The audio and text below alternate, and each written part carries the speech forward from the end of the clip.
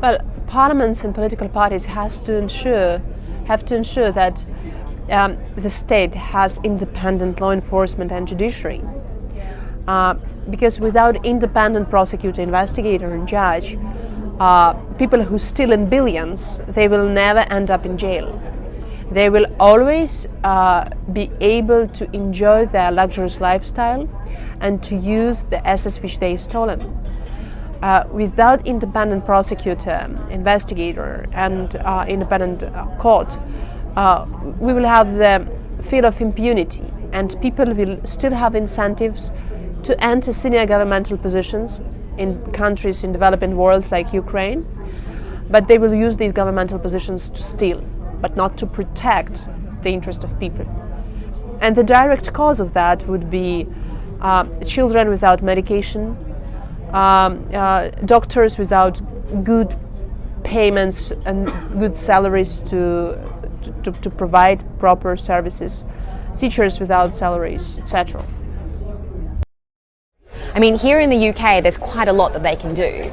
So to end the use of anonymous companies, you can create registers which require company owners to tell the government who the real owner is. And in the UK, that's been done. However, what Parliament can do here and what political parties can do here is push the UK's overseas territories to do the same, to create their own registers, which means that the criminal and the corrupt have nowhere to hide anywhere in the world. Well, the first thing parliaments and political parties can do is not be corrupt themselves. So I think they have to be absolutely clear that they are leaders and they have to set an example.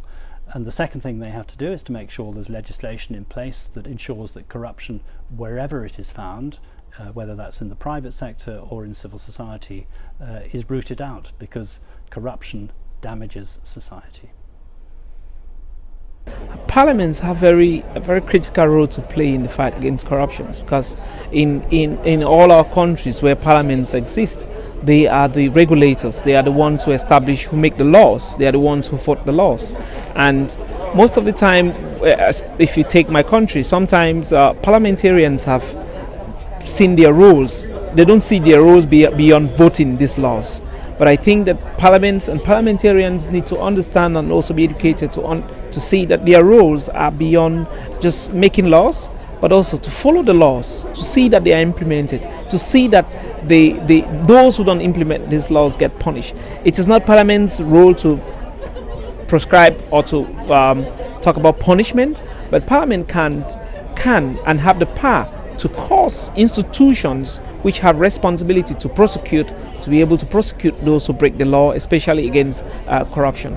In our country, the anti-corruption bodies, they are independent structures. Sometimes they are created by presidents. They don't have oversight. In my country, for example, they don't have parliaments don't have direct oversight on it. But the Human Rights Commission, for example, Parliament has direct oversight for it. So Parliament also, as private legislators, they also have to engage governments in such that anti-corruption bodies, structures that work on anti-corruption, they are created in a way that they can have oversight on it, because these parliaments bring together political parties. It brings together leaders of political parties from the ruling class and from the ruling party to the opposition, and they have this divergence of view, they have these differences of views which can help them sitting in parliament to have the interest of the country put to focus rather than self-interest of their political parties. But I think also, as political parties, the political parties need in their own political parties to establish good basic rules